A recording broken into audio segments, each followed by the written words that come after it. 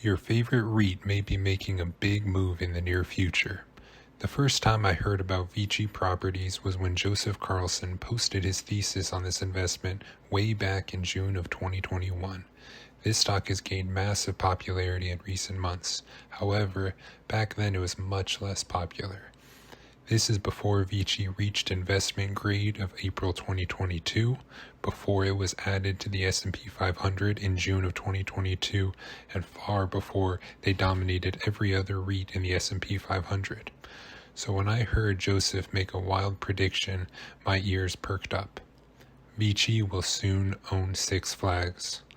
What? Six Flags? Like the theme park? We are all familiar with the kinds of properties that make up VICI's portfolio. Many of these include some of the most unique and prized locations in the United States, a majority of which are located on the Las Vegas Strip. However, their properties also span across 15 states.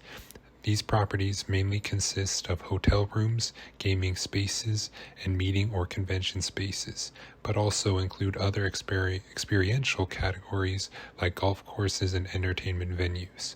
One of the benefits VICI Properties holds is utilizing an OpCo-PropCo model, a business arrangement in which a subsidiary company, property company, owns all of the revenue-generating properties, while the main company, operating company, manages operations without direct property ownership itself. This strategy is desirable for some organizations as partnering with REITs can provide many financial benefits and open up more flexibility. Things look to be heating up for a potential partnership between a REIT like VICI and Six Flags. In December of 2022, a presentation was given to Six Flags leadership that named VICI as a, quote, attractive partner. Interestingly, VICI Properties has made comments related to their interest in this space. The CEO of VICI Properties, Ed Pitoniak, was asked by an analyst at their quarterly earnings call about owning theme park land or real estate. He responded, "We think it has an awful lot of attributes to remind us in very good ways of gaming investments. These are very complex assets, they're very large-scale assets, they're very capital-intensive assets. They have proven themselves over decades." On a separate occasion, he detailed, "If you want to think about our Las Vegas assets and come up with a corollary, I would encourage you to think of a corollary as being theme parks, because of the mass size, complexity, layout, and development potential of these assets." And it's not just Ed talking. The COO, John Payne, said, quote, "We love the indoor water park businesses, the theme park business, family entertainment centers." Here's where things get very interesting. The presentation given to Six Flags staff encouraging them to pursue this deal was done by Jonathan Litt, the founder of Land and Buildings.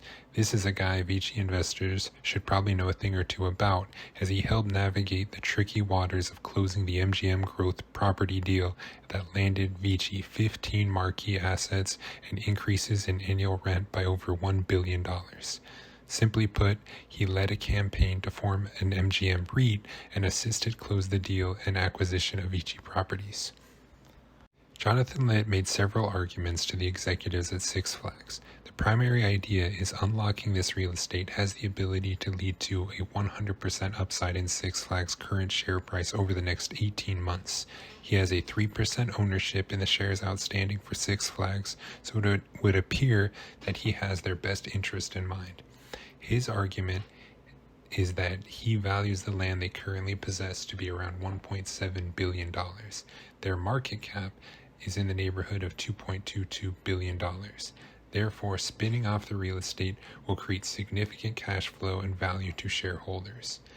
If they were to follow in the footsteps of the deal that was laid down by MGP and VICI in 2022, they could continue to operate the park while reaping the financial benefits of such a deal.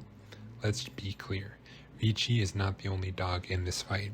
The other gaming REIT on the S&P 500, Gaming and Leisure Properties GLPI, Realty Income O, EPR Properties EPR, and Blackstone, as well as numerous private equity funds, have expressed interest in theme parks. However, Jonathan Litt made the argument that VICI is in prime position for this acquisition, given their track record and ability to issue equity given their strong stock performance. One of the first questions that came to mind for me is how interested should VICI be in such a deal?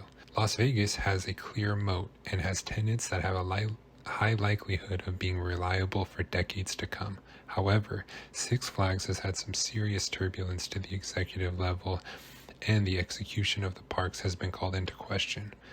Let me make a case why VICI Properties and their shareholders should not be concerned about Six Flags. Six Flags is the world's largest regional theme park and owns 27 amusement parks and water parks throughout Mexico, the United States, and Canada. Many of their parks are impossible to replicate due to the prime real estate they inhabit and high cost of entry. Their largest competitor, Cedar Fair, FUN, has a much smaller footprint and does not have nearly the same scale. There is nearly no new construction of regional theme parks in the United States. The last major regional theme park opened in 2008 and closed just 1 year later.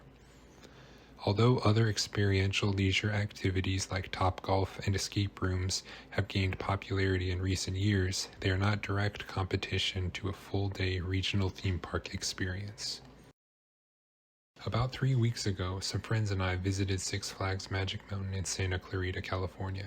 The number of big rides this place possesses cannot be matched.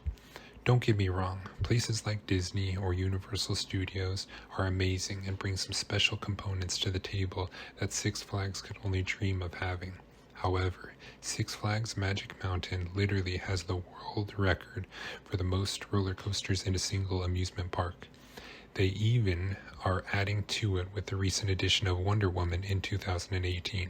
They have not just one world record either, but at least 8, including Tatsu being the world's tallest, fastest, and longest flying coaster featuring world's biggest pretzel loop, the Riddler's Revenge being the world's tallest, longest, and fastest stand-up roller coaster, Cray Sanity, which is the world's tallest pendulum ride, last but not least, likely their craziest ride, X2, which is the first fourth dimension roller coaster featuring flipping seats, chain lift music, fog, and fire.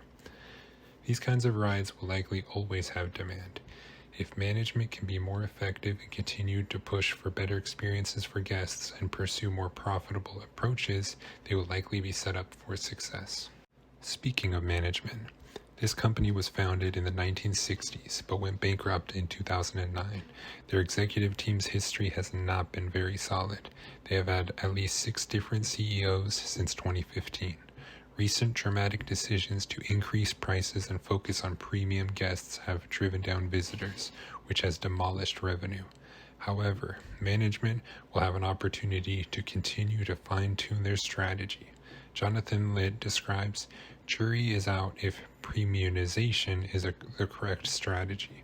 But what is clear is that the optical version was not in place this past year." Here's the bottom line. Given the recent pressure put on leveraged businesses due to the continuous interest rate hikes, taking on this kind of debt is risky for VICI, especially considering some of the concerns that Six Flags holds as a tenant. Nonetheless, these pieces of real estate are extremely unique and give VICI a major opportunity to expand its portfolio, diversify its tenants, and grow annual revenue. Will they make this deal? Let's find out.